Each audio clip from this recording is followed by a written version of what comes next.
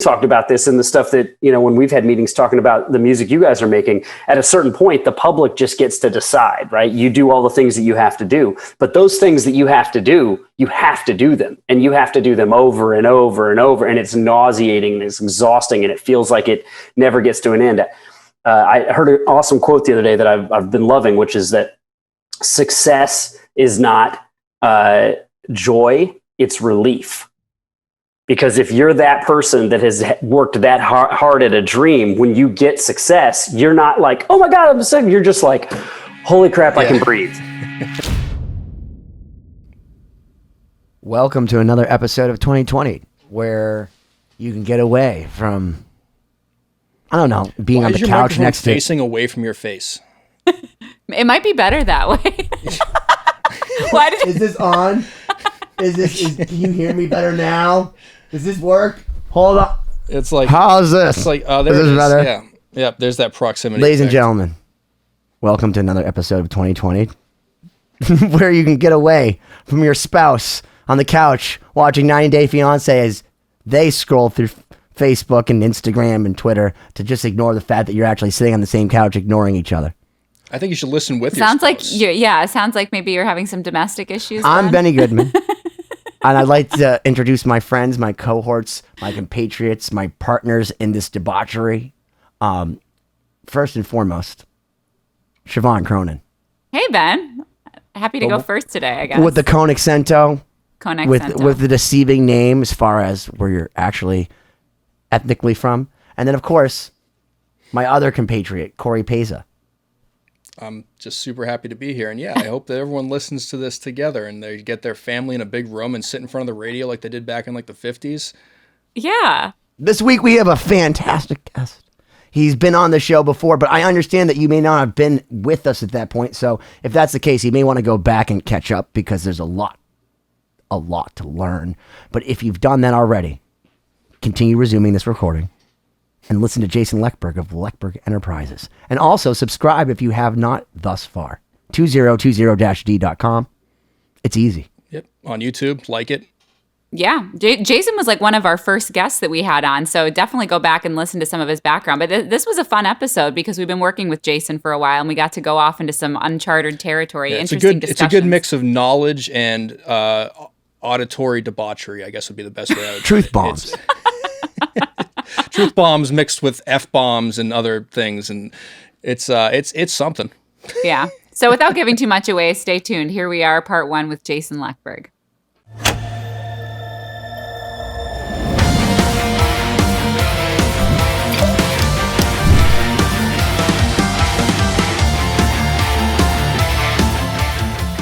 Ladies and gentlemen, I'm Siobhán Cronin here watching Benny hit some sort of contraption on the video cast here.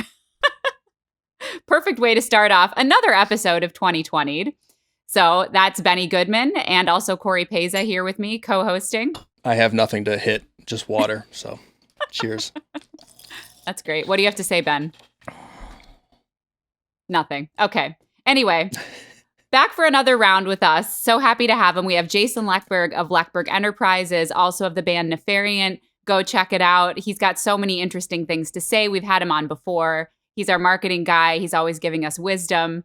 Super excited to be able to talk to you again and serve us with even more wisdom this time. Yeah, and he's required to pretend like he likes us, so it's pretty great. Right. Well, thank you for having me. I'm honored to be back, and it's always a good time. I have a question. When you named your company, where'd you come up with something so epic as Enterprises? Was Van Halen already taken? Yeah, it was Van Halen already taken. Enterprises was, it just sounds that grandiose. It does. It certainly does. And I also didn't want to necessarily limit it to just one specific thing. I wasn't going to call it Leckberg Music Management or Leckberg Marketing, or I wanted to be Lekberg Enterprises. Well, I give you credit as a marketing guy because when I hear Enterprises, I don't think of a guy in New York with his cat. 2 cats. My point exactly. For anyone who isn't familiar with Jason, we have a couple episodes out already. They were early on. They're filled with lots of great information. You guys should go back and check them out. But hold on, let me pause you there. If you are in a band, or honestly, if you're starting a new company and you really want to know what it takes to market yourself, get up and go, because you hear a lot of the times on this show that you just need to start.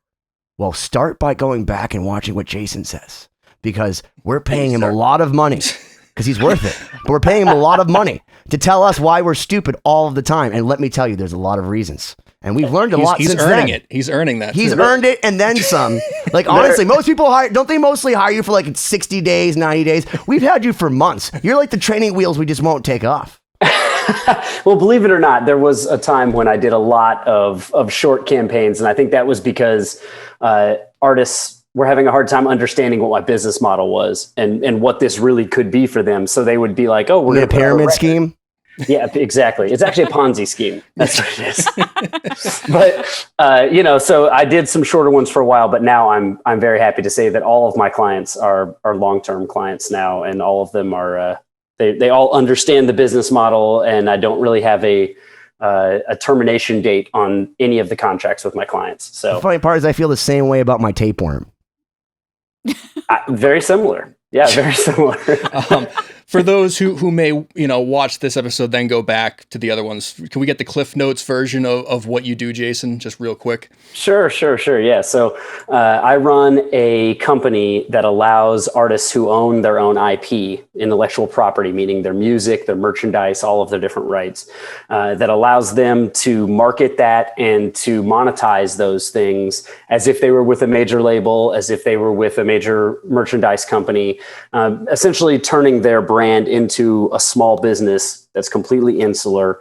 And I help them do all the things that they would normally do at a record label. So, marketing and promoting and getting out into record stores and digital services and all that kind of stuff. But then also building a robust direct to fan relationship that allows them to have a business that doesn't rely on whether or not a radio station plays them or whether or not Spotify playlists them. So it's about, as I said in the last one, and I say all the time and on my website, the only two things that matter, the music and the relationship with your fans.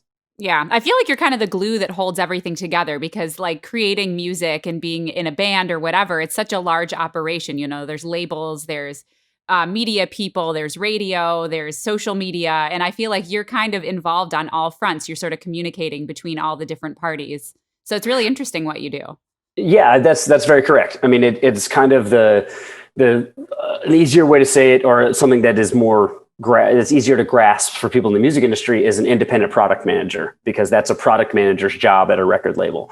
They oversee marketing. They help create the marketing. There was a time when they didn't even create the marketing. There was a time in music industry where there was so much money there that there was a marketing department and then there was an advertising department, and the product manager was literally just a trafficker. Just making sure. I just have different email addresses that all forward to the same thing. It's like it's like contact at, bitch at me at, and it all goes to my mom. Does the same thing. It completely does exactly the same thing I do. That's our whole team. My mom. Yes. Well, she's doing a good job. but that's the job is for me to understand all of the aspects and then help all of them be the best that they can be at what they need to do. And, how many artists are you working with right now? So Lost Symphony, which also comes with this incredible podcast 2020. Then I also have Steel Panther, Gwar, Static X. And I am actually, I lied. I have to restate. I am doing a campaign for Buck Cherry right now. I'm not on full time with them. Their manager is a very, very good friend of mine, and came to me and just asked for a hand with the new record. So what does a campaign look like, in the event, like something like that, where you're not doing full service, like your normal thing? I mean, it's very similar to it just has a expiration date. So, I'm not thinking as long term. When I'm working with Lost Symphony, when working with 2020, we're talking about what's happening next year. We're talking about, we just had a conversation the other day about, Halloween 22 and 23, right? Steel Panther and Gwar and Static X, I have 5-year plans for those people. And so we're looking way down the road about how we're setting up everything and how those things all work together to build to these larger goals. Somebody like Buck Cherry who comes in, they're saying, hey, we have to put this record out. We need somebody to help quarterback everything that we're doing. Let me ask you this, because there's something I admire about Buck Cherry. I think the song Crazy Bitch is the best stripper song in the history of fucking time. And you sing along to it. you like it, whether you like the band or not. Like, if you don't like that song, you don't like fun. It's like you don't like ski-doos like on the Miami beach and smiles. You know, like, so let me ask you this. Do you go back in and you sit down and like, excuse me, Mr. Buckcherry, like strippers seem to be a good thing for you, because if I was a marketing guy, I would think to myself, if girls are taking off their clothes to my music, that's a good thing. Yeah. That's a good thing. So do you go back and say, we need another crazy bitch? Like, we need like insane bitches, you know, like part 2, like the Unforgiven 2, except with Buckcherry and strippers. If I was involved on the creative side of of creating the album, that may be a conversation that I would have. In this case, because I was brought in to help out from the album on, that was not a conversation that I was a part of. And sometimes I'm not a part of that conversation anyway, because I'm the mechanics of the business. I'm not coming in there and being like, let me tell you how to write your songs. But they're very aware of that. The new single is called So Hot. Wait, you're a Megadeth song? That's awesome. Yeah. The mechanics? Is that what it means? I just thought it was just another term synonymous for the Four Horsemen. I think it's both. I think I think he's doing a little play on words there. I think he's saying I'm the mechanics of the Four Horsemen. I think that's what he's saying. That's what deep, Mustaine. It's deep. It's deep. Yeah. But yeah, I mean, their new song is So Hot, and the video has a very attractive young lady in it, and it is that bouncy chorus and that bouncy riff that you want for exactly that, and the fans are loving it. So I think that without even any of us needing to tell them, Mr. Buckcherry, Josh Todd knew this is what we need to do. Are they still responsive? Because I feel like, okay, so I saw a band like Papa Roach, I believe you've worked with, and I saw them the other year, and I don't mean to diss them. I could not fucking believe how many people were at their show.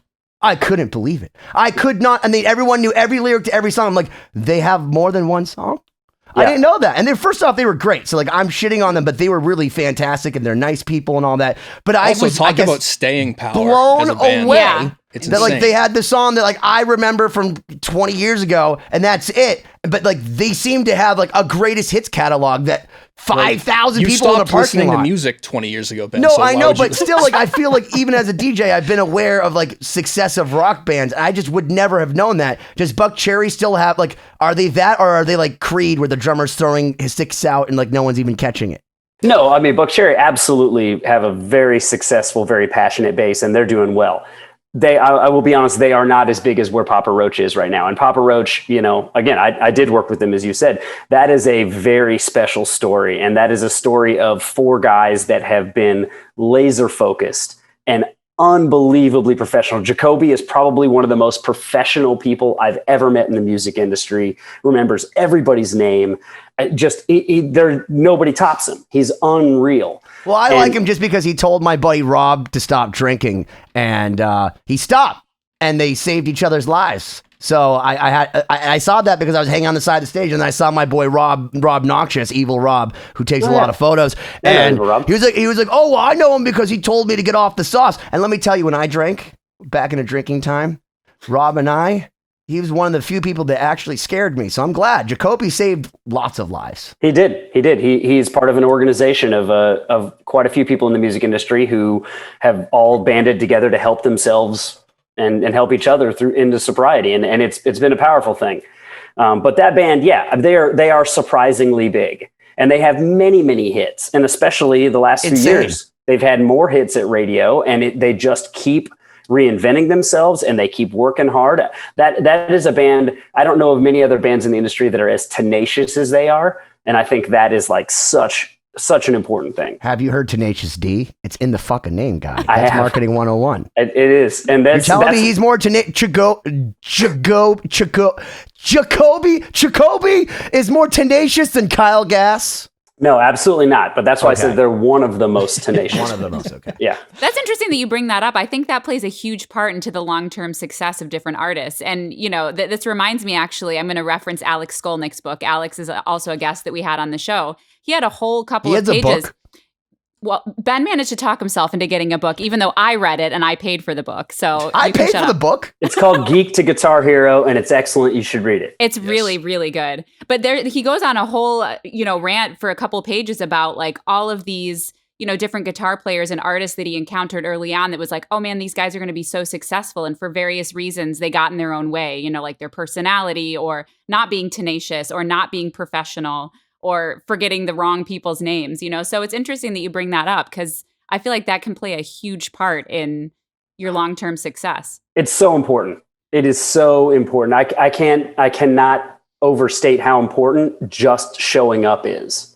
Being there and knowing what you need to do and being professional when you're there, it is so much of it. Because, we've talked about this in the stuff that, when we've had meetings talking about the music you guys are making, at a certain point, the public just gets to decide, right? You do all the things that you have to do, but those things that you have to do them, and you have to do them over and over and over. And it's nauseating and it's exhausting and it feels like it never gets to an end.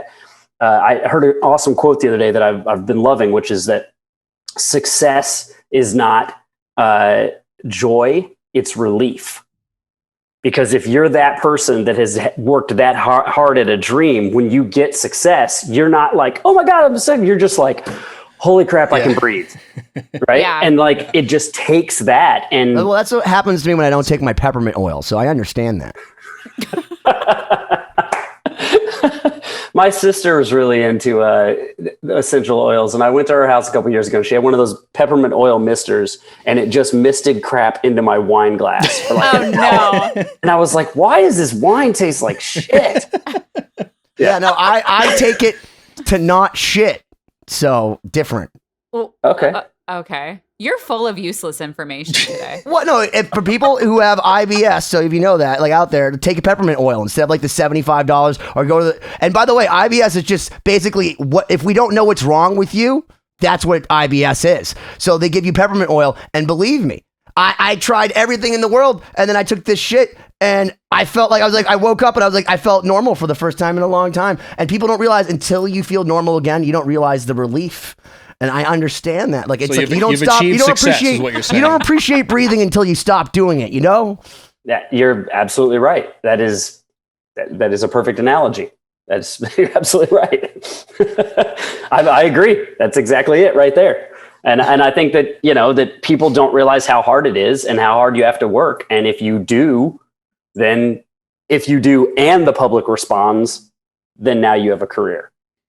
Yeah. And so you have to do your side. Yeah. Speaking of doing your side, the last time we talked to you was, I think, July of last year. So we're a little further into the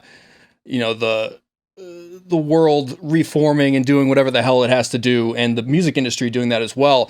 Have you noticed anything over the past year or so that bands are capitalizing on, or the opposite, like kind of maybe losing a little bit where they should be picking stuff up?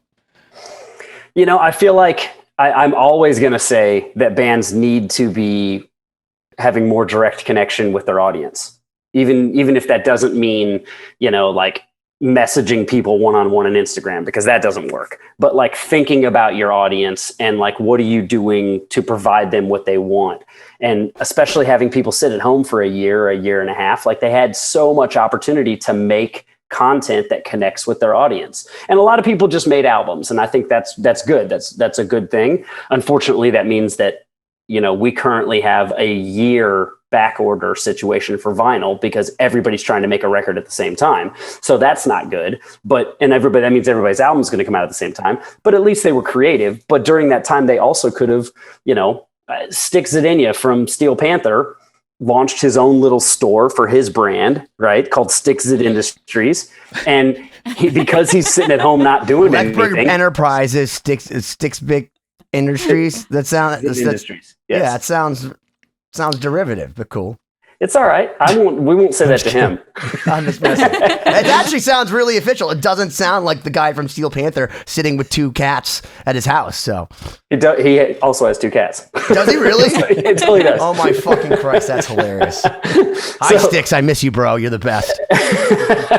But he got so excited about the fact that things were happening that he wrote a thank you song for his fans. It's like, a minute and a half long. And it's just him literally, like, the screen scrolls the names of everybody that bought something from his site. And he wrote this song and like went and stood on a little hill by his house and had his kid like use a leaf blower to blow his hair back and filmed it with a camera. And it's like, thank you for coming to Sticks at Industries and whatever, like things like that just make fans go, holy crap. Yeah. I love this band. I love this person. And people don't think about that sometimes. So I think that's something that there was missed opportunity there.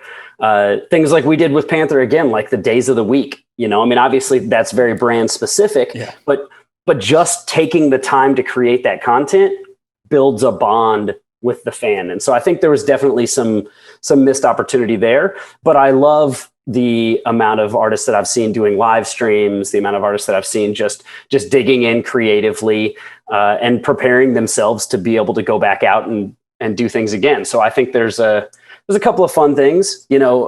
Benny, you had great ideas about using Cameo, and we did use Cameo a little bit to kind of like play people off each other, which was great. I don't know if you saw, I think it's today or yesterday, a metal band went on Cameo and paid for like 100, no, it was like 100, it was like 45 or 50 or something like that, major metal stars to watch their video. And then they made their own reaction video of all these famous people watching their video and then put that hilarious. Up.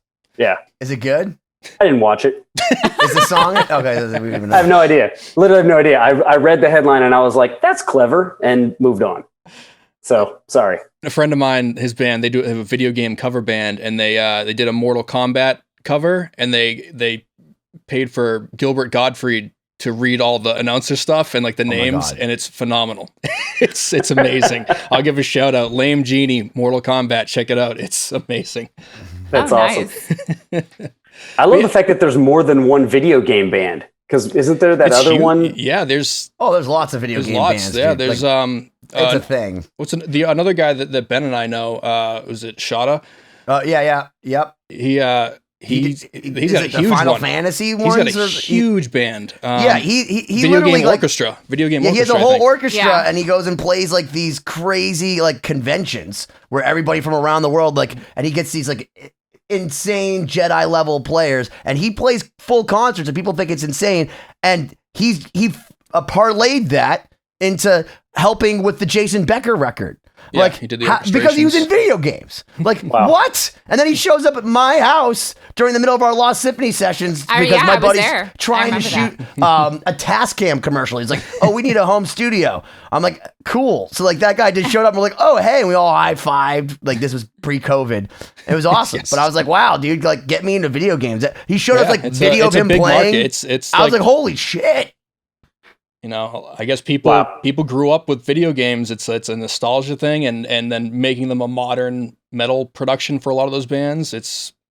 I guess video game music fits the metal genre really well. who sang the theme, The Touch from the Transformers movie, literally has made an entire 35-year career out of singing the song from the Transformers movie.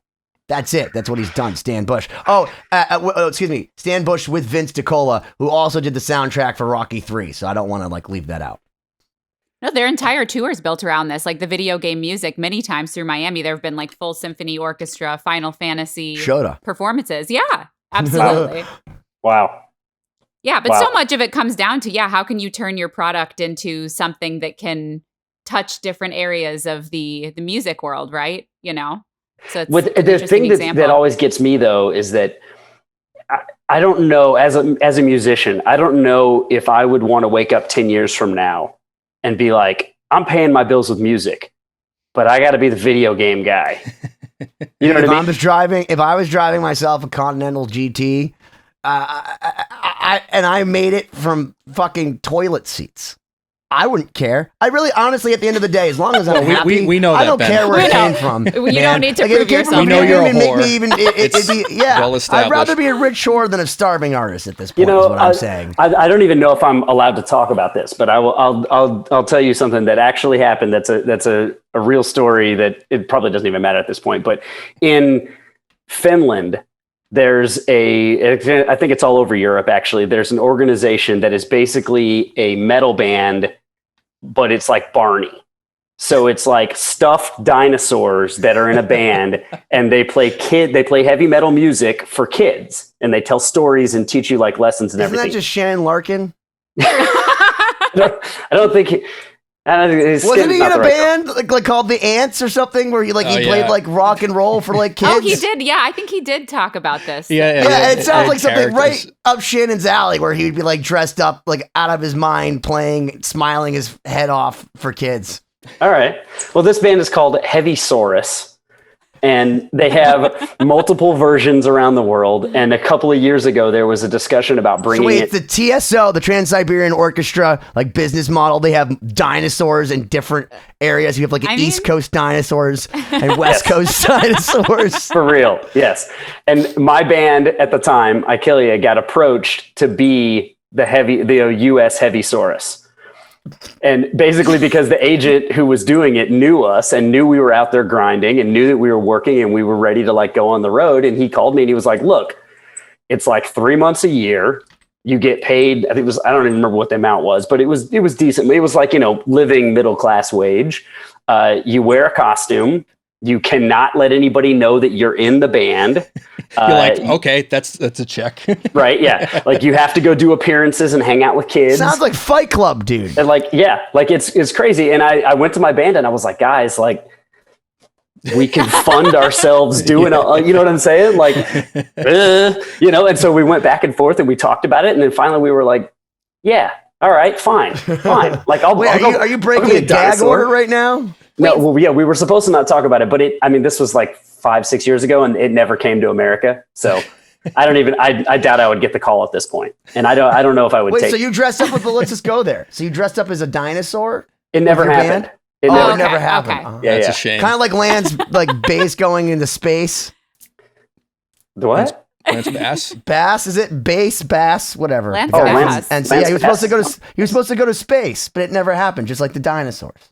Oh, I didn't know. Just like that. It's the exact same thing. Yeah. Okay.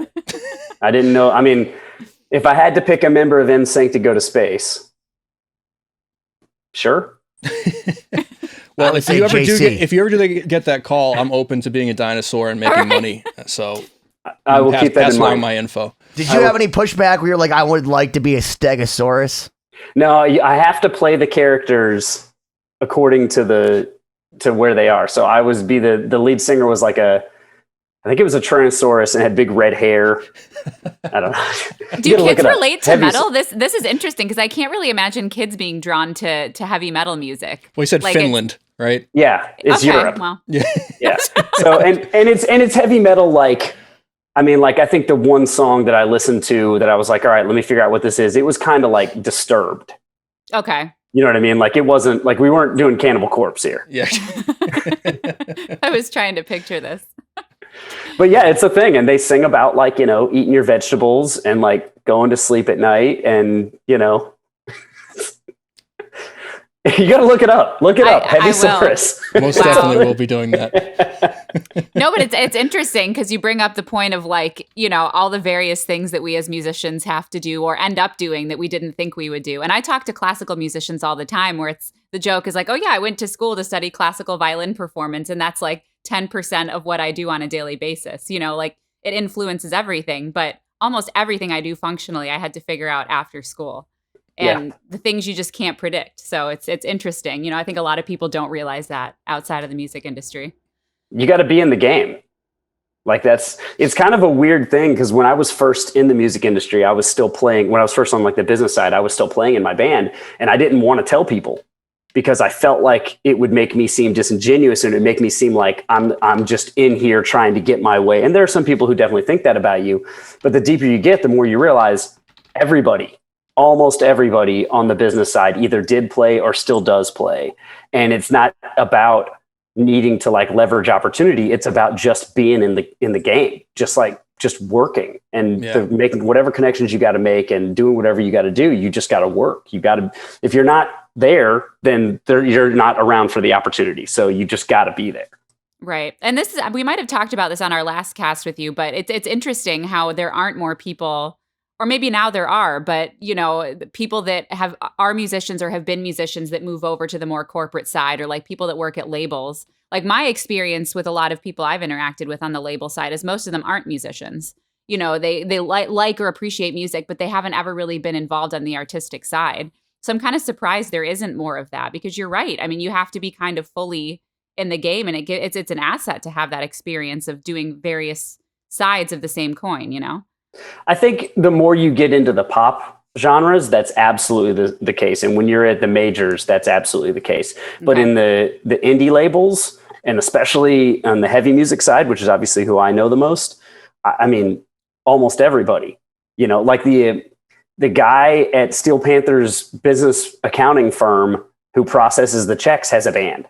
You know what I mean? Like in the accounting side, like, and I don't even know if he's only doing music, but I mean, like the other day he was like, oh, you know, just put something up on Bandcamp. And I was like, oh, I didn't even know you played. And, you know, so like, there's just everybody is involved somehow. The guy that does the metal programming for Pandora has his own band. And like, he and I were trading links the other day, and like, you know, so it's just definitely on that side. Yeah, it's cool. It was really cool. It's like does he like make himself trend on Pandora? Does he have that power? I don't know. I mean, I would probably a little bit, but I think he would get in trouble if he did. No, it's cool. It's like an industrial, a gothy industrial project, like a 2-man project, but it's like really gothy industrial, and it was cool. Yeah, it was good stuff. Really atmospheric. Have you encountered in your travels kind of the opposite? Someone maybe in a relatively well-known band that actually is doing something completely outside of music to support themselves, even though they're at a higher level? Oh yeah. I mean, I'm not going to name names, but I mean, it's so difficult. Yeah. I mean, I was on a conference call this evening with an artist who was trying to schedule a interview around a meeting that their boss had set up for them. You know, I know guys that have legit careers that are playing in very big bands that are using their time off, and they have some type of a deal worked out. One of the guys in one of the glam bands, Warrant, or one of those guys in LA, started a call center, like a customer service call center in the 90s, and hired all those guys. Because because they were like, oh yeah, well, we know what the deal is now, so you can go on tour. And they just like, that was the deal. You worked at this call center when you came home, and you know, I mean, that's just a brilliant business plan. Yeah, it was really cool. But in fact, I would say the majority of the people in the industry have some other kind of hustle, unless you're like so big that you're making tons of money. And even then, people do anyway, just because they want to be invested. But one of my clients, again, I won't name names, but one of my clients started a 3D scanning business with a buddy of his like 5 or 6 years ago. And they have one of only 2 portable scanners in the world. Wow. So if you're making a video game and you can't get your actors to LA or New York or London or whatever, you can pay this company and they'll fly wherever you are and scan the actors to put them in your video game. And that company is, I mean, what if I want to scan my ex-girlfriends, and then if I want to like visit them again when they're not speaking to me, can I like put them in my virtual reality and still bang them? You absolutely could. I think it's probably about $100,000 a scan, though. Scott, if you're listening, is there a budget for this? Is this in the budget? Jason's our marketing guy. He's the one talking about it. I mean, but see, that's the problem. That's just the scan. Then you've still got to pay the people to take the scan and put it into virtual reality and make it workable and movable. So what you're saying is real life horse is cheaper than virtual horse. Oh yeah. Yeah. Like by a long shot. Kind of in this vein, and getting as far away from the things that Ben is talking about as possible. Like Mudvayne? Yes. Mudvayne? And kind of like how, you know, people are making money while being in bands and the music industry in general. I wanted to ask you about NFTs, because this is like the new hot thing that everyone doesn't understand but talks about they do. And I know that you've been in the crypto realm for a little while, so you might have a better understanding than most. Maybe give us an overview of what you NFT see as them. Yeah, non-fungible token is what that stands for. I love that. Is that for like skee ball? You'll probably be able to use it for skee ball. Yeah, I love skee ball. Skee ball is fun. I'm bad at it, but it's fun. So look, NFTs are probably the most overhyped blown out of proportion thing in the music industry right now. And I'm happy to see the hype start coming back down. But it's to start at the earliest part and to try and make it as bite-sized as possible. People associate NFTs with cryptocurrency like Bitcoin and Ethereum and all of that with blockchain. And the things all work together, but they're separate parts. They're not actually the same thing. So blockchain is basically, it is a way of communicating information across the internet the same way that HTML is, which is what all of our websites and all the internet are built on. Blockchain, there are many people like myself who believe that the blockchain will be the platform of the future. It's scalable, it's smarter, it's better. Just everything about it is just better. So it will be eventually what replaces what we now know as the internet. And cryptocurrency was one of the first things that was built on it because, of course, if you put money in something and a way for people to make fast money, it makes people want to be involved with it, which helps fund the development and helps grow the overall technology. But one of the biggest things, the biggest promises of the blockchain is what's called a smart contract. And that basically means that there is a interaction between two different entities that does not require a third party to authenticate it. So if you sell a house, you have to have lawyers and banks and everybody else in the middle to say this legally happened and here's who owns this and here's the paperwork. With a smart contract, because of the way that a decentralized ledger works, which is what the blockchain is, that transaction is recorded on thousands and thousands of different ledgers all over the world. So if at any point that information needs to be referenced or it's attempted to be changed, it checks all of these thousands of different ledgers and says, is this correct? Is it not correct? So if someone tries to hack it or steal it or whatever. Can I just tell you that this sounds like if James Cameron were to walk into a fucking office and say, you want to know what's the most terrifying thing ever? Have you heard of what blockchains are? There's nobody that can do anything about it. You don't have to go out to a desert. You don't have to do anything. You just have to have one number. And you want to know what happens? Whatever those numbers say. No. And you want to know what? Someone's going to get accosted. They're going to make a fucking crazy ass movie about it. And then people are going to start stealing your blockchain intellectual property, right? Isn't that possible? No. I think you're not listening to what I don't know what it means. No, listen, it's not that I'm not listening. I don't understand anything that he's saying. Okay, so nothing. So it's like this. I understood robust because I like coffee. Besides that, I literally lost everything else he said. Okay, Ben. So if you buy a Les Paul, right? You buy a Les Paul from Scott, and when you buy that Les Paul from Scott, Siobhán and Cory and myself and Paul and Kelly and everybody else associated with Lost Symphony all writes down on a piece of paper, Benny bought Les Paul from Scott, right?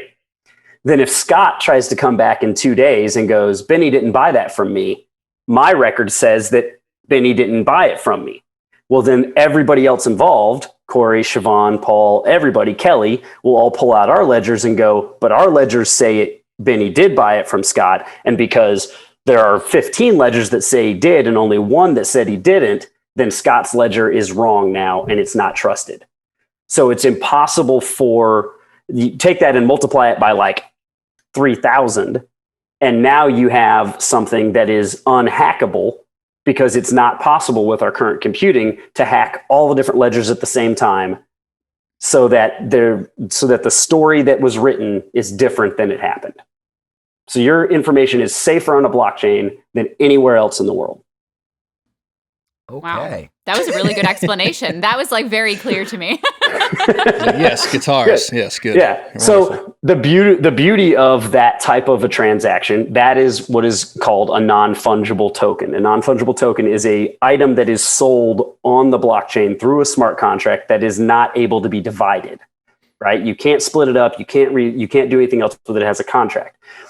Why it's exciting is that the same reason that people pay hundreds of millions of dollars for a Picasso painting, right? Because they can say there is one Picasso painting in the world and this is the Picasso painting. And we have here's the history of who owned it, whatever it's called, the provenance of who owned it and where it came from. That's great. A non-fungible token on the blockchain is that same provenance of whatever package because the ledger records what's been bought and what's been sold. Moreover, when you get into secondary and tertiary sales down the road, the contract can be written in such a way that the original creator earns a percentage of the sale. So currently, when Steel Panther makes guitar pedals and we sell them to our fans for $200, some of those fans turn around and put them on Reverb for $800 because they're limited. Well, that fan just made $600 on Steel Panther, not doing anything. You can't even buy them on Reverb anymore. They took them off because they banned them. I know. So dumb. That's a whole other story. But if you buy them on Facebook Marketplace or Craigslist for $800, trust me, I looked. Right. So the fan is making that profit, but the intellectual property, the owner of the person that created that content, that made it that valuable, gets nothing. With a smart contract, automatically through the function of the blockchain, a percentage of that sale goes back to the original creator.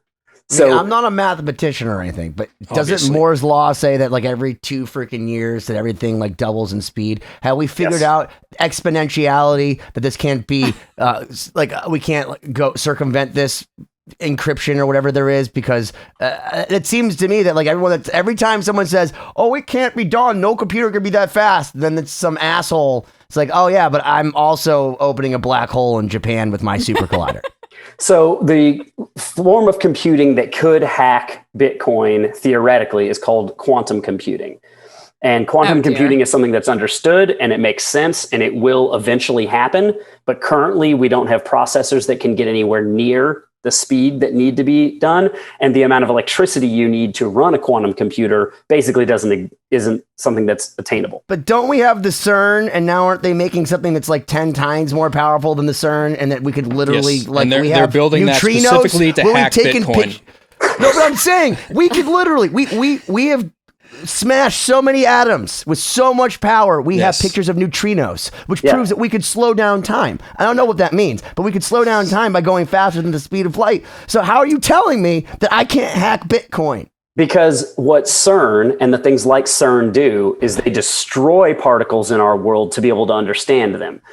A quantum computer has to build and grow and learn things. And Jason, before we get too far down this path, I need to remind you that the only way to win this game is to not respond to what Ben says. No, but that's really good what he's saying, because it makes me feel better, because that was a good metaphor for trying to understand, because I'm not even joking, because every time somebody says this can't be done, there's some scientist out there that's like, oh, we're already doing this. Yeah. Somebody like Ray Kurzweil saying, oh, well, I already am 20 years ahead, because 20 years ago, I already knew it was theoretical, so we already figured out the problems that we could figure out then, so that when we figured out the theoretical things that we know by now, we already figured out the problems, so we can get to the next level without having to take all that extra time. But the main issue being that the current system is far easier to manipulate than the system has failed. If Mustaine has taught you anything.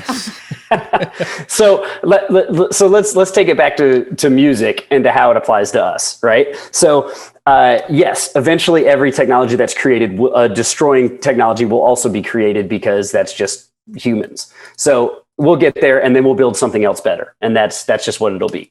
But how it applies to us and how it applies to art is what's really special about this. Because if Lost Symphony puts out Chapter 3, which they are putting out Chapter 3 in the very near future, and if that comes out and then we put I signed a bunch of shit, dude, so it better be happening. Are you fucking kidding me? Absolutely happening. My hand still hurts. Ben, back to the topic. But if you put that out and you sell, we're only making 500 vinyl, right? So those 500 vinyl, once they're sold, if we sell them for the normal price that's on the site, people buy those, they take them home, they do whatever. Lost Symphony then over the next couple of years gains momentum and becomes a bigger and bigger band, and things start growing. All of a sudden, those first 500 vinyl are now going to be worth a lot more than they were on the site.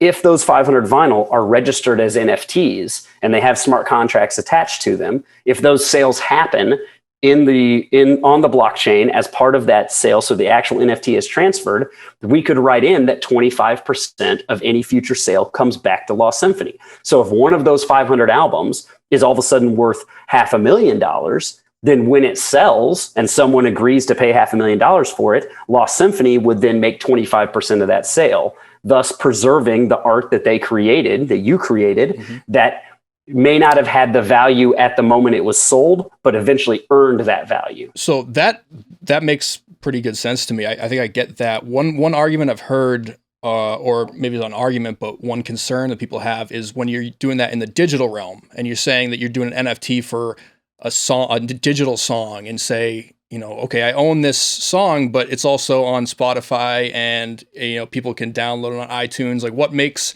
a digital asset unique and special as an NFT versus like a physical asset? Well, I mean, the first answer to that is what your contract is and what you're actually buying, right? Mm-hmm. So it is possible to sell the master to a song. And if someone sold the master to the song, then the person who bought that NFT of the master of the song would be the only person who could legally distribute it on Spotify. And if they wanted to put it on Spotify and then they make the earnings from the streaming of that song, then that would be their right because they own the master. What you may be buying, according to the contract, is just simply a copy of the song, and it may be a copy in a certain limited number, right? So then you're the only person that has the actual legally verifiable copy, right? You can buy, you can buy Starry Night as a poster, and you can buy Starry Night as a t-shirt, and you can buy it as a handbag, and you can buy it as all kinds of different things. Wait a minute. Is this what Trent Reznor meant by a copy of a copy of a copy of a copy of a copy of a copy of a copy of a copy? Very possibly. Okay. Yeah, he's a futurist. I'd believe it. Yeah. I get it. But the point is, only one person owns the actual Starry Night. And so it comes down to the value that people apply to it. If somebody says there's only 1,000 copies that I will be able to verifiably say I own one of these 1,000 copies, and I'm willing to pay more for that, then that's a sale that happens. And I mean, realistically, like everything in the world is worth what people will pay for it. But wait, right? What is this going to do to the Wu-Tang? Like, if they want to come out with a new album, are they going to be able to sell it to some rich guy? Like for the one album, like that guy who tried to take all my money from my grandmother. Actually, they seem ahead of their time with that. Way ahead of their I know. Well, first off, the Tao of Wu, RZA, that guy is a philosopher. They're amazing. They're incredible. So the fact is, and if you guys actually want to know a really cool model to how to sustainability. So first off, the call center is almost like how the Wu-Tang work. Because when all the other Wu-Tang aren't working, they all get a piece of whatever, the other Wu-Tang, the other Wu is doing. So if, RZA wants to chill and Dirt McGirt is eating dirt and, the Capadonna is like, hey, I'm going to go do a stadium tour. Capadonna feeds everyone else. But then when Capadonna goes and chills, RZA goes out and does his thing. And then he makes a little bit off of him. So they're all kind of like pimping each other. It's a beautiful business model. Hopefully all is well in the camp and continues to be well, because that could definitely turn into one person feeling like they're carrying everybody else. But if that doesn't happen, it's beautiful. What we're really talking about with digital currency and NFT and these types of things, we are not everyone. The hype is there because people thought we've found a gold rush and we've reinvented the wheel. And this is in no way, shape, or form reinventing the wheel. This is just a new way to do the same things we're already doing. We're already selling signed limited edition products. That's already happening. This is just a different way to verify it with the potential of future earnings as the world moves on to blockchain as their currency, or as their means of transferring currency, which is still a ways off. So is this basically just making everything as a perpetuity? Forever. In perpetuity. Yeah. So basically where we've fucked ourselves as musicians is that we don't get things in perpetuity easily. And this way it's going to ensure. Which is why it's piqued my interest. It seems like the Chuck first Berry at the end of the show, pay up my fucking money, but you don't have to have Chuck beating them down in the backyard. Glimmer of hope, as everything the past several years has been why would people want to be musicians? Right. This is the first thing that I saw that was that looks like it has potential to make being a musician worth it at some point. Wait, do you think this is what Old Dirty Bastard was writing about when he wrote "Baby, I Got Your Money" with Khalees? Highly unlikely. I think that Siobhán, you had a question earlier. No, I was just saying I was really interested that you got into this topic, because I saw the other day there was this meme, it was a photo that was taken. It's like the disaster girl. You might have read about this. It's some photo I saw that. Of this girl that her father took of her in front of a burning house. And at the time it wasn't important or valuable. And then all of a sudden it became a meme and it's all over the internet. And there was an article about how she sold, or the NFT sold for $500,000 or something. And I was very confused about what that even meant. So it was interesting that this came up, because that's a fascinating one to me. And that goes back to the same art issue, right? And to touch on kind of the question you asked, Cory, I don't know if I answered it fully, because the reality is there are thousands of versions of that out there, right? And you can have a digital copy. You can have a t-shirt and a poster and a handbag of Starry Night. Like, you can have that, and you can go, I'm not going to spend $5 million on Starry Night. I'm just going to get the t-shirt. But what if Van Gogh doesn't want you to spend $5 million and puts a bunch of razor blades inside his painting so that if someone doesn't do what he says, it can just cut itself in front of everybody?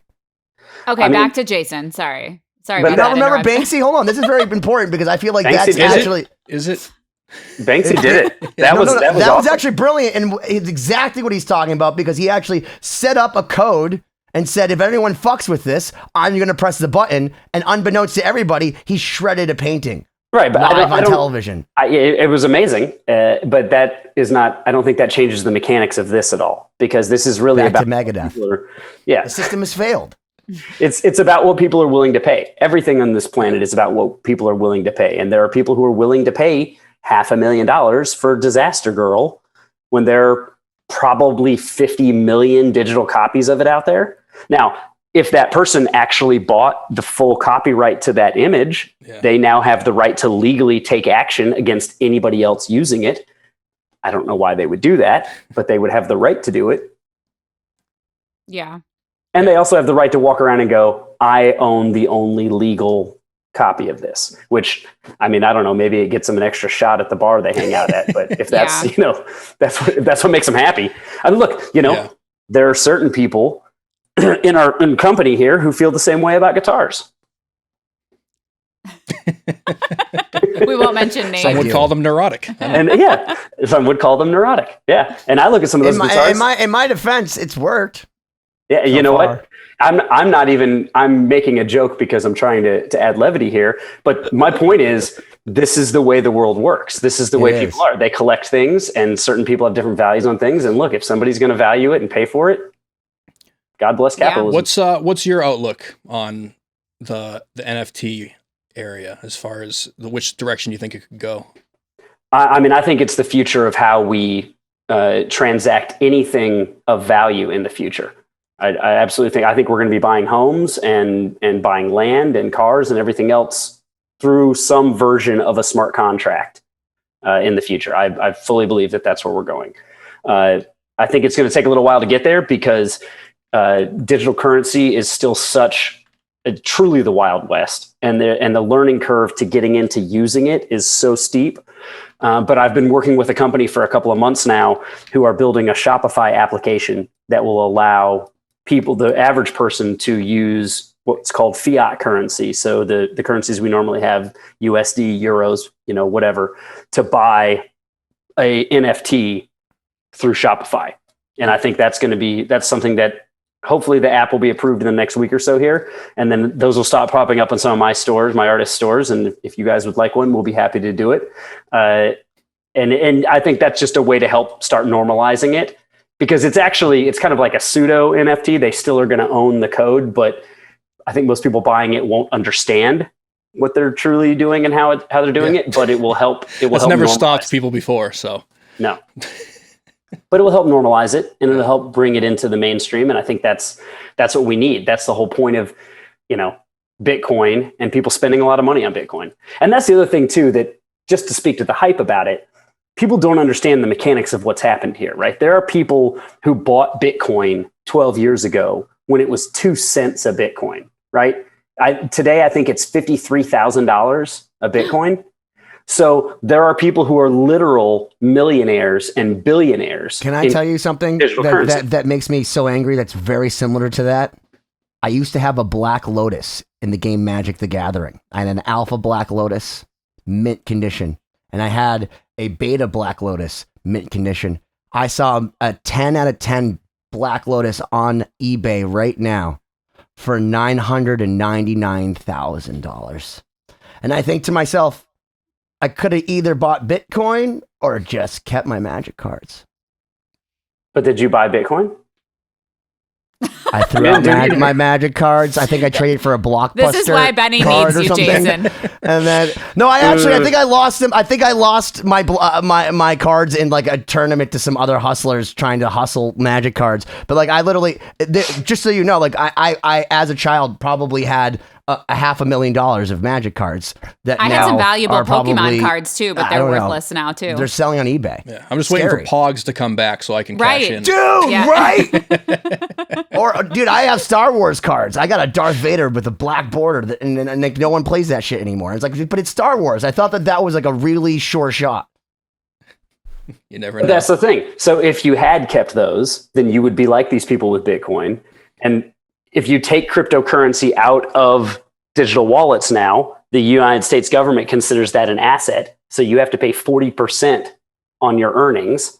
So most people are just leaving the money in their digital wallets because to them, they spent $1 in 2007 and now they have $5 million in digital currency. So they're just waiting for things to spend it on in digital currency. So when Blau... That sounds like a bunch of Democrats trying to get out of spending money on tax so we can fix our streets and shit. I mean, yeah, they don't want to pay taxes, but it's also... It's money that's sitting there because it doesn't have anywhere to go. So when Blau puts up an album that you can actually buy, and there's finally marketplace where you can buy things that you want. An EDM reference? I did. Okay. That's why that's why he made $11 million, because person who put up a bid of $8 million for his album probably spent, to them, that was 6 cents or that was 50 cents or whatever they spent it for. So it's fake money to them.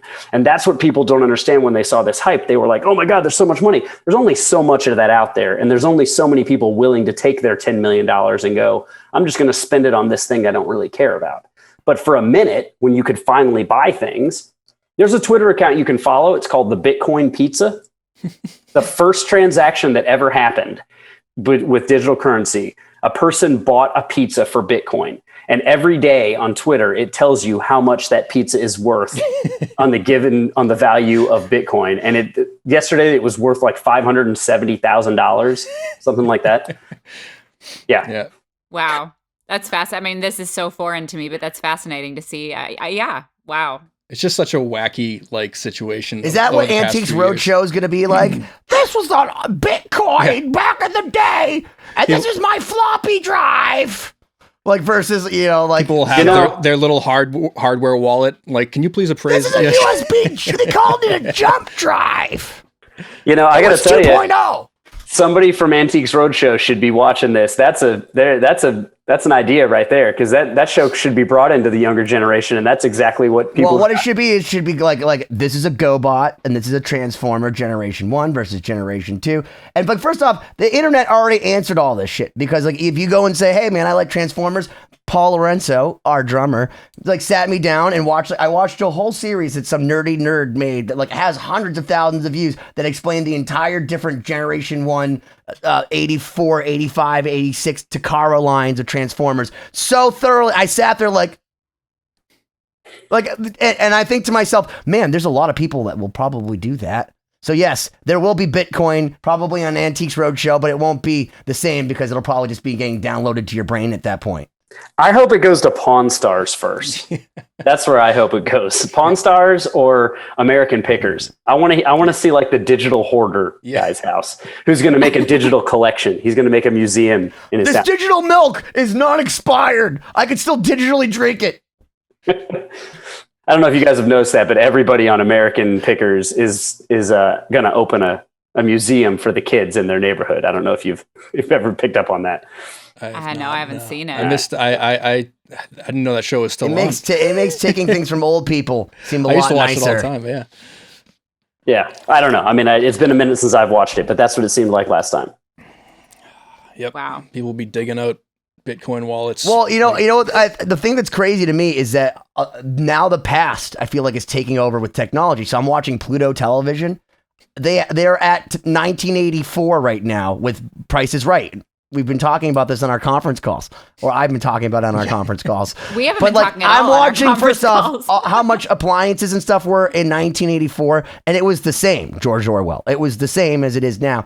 And I find I am more entertained by Bob Barker being snarky with people about not getting the wheel all the way around than watching new programming. And I'm thinking to myself, oh my God, they're using the past against us with technology. And it's just some robot going, hey, Bob Barker, we'll put him on television and this idiot will watch for 8 hours straight. And I do every night. I don't know if you've seen it, but the guitar player from Killswitch Engage, Adam, Yeah, Adam's the man.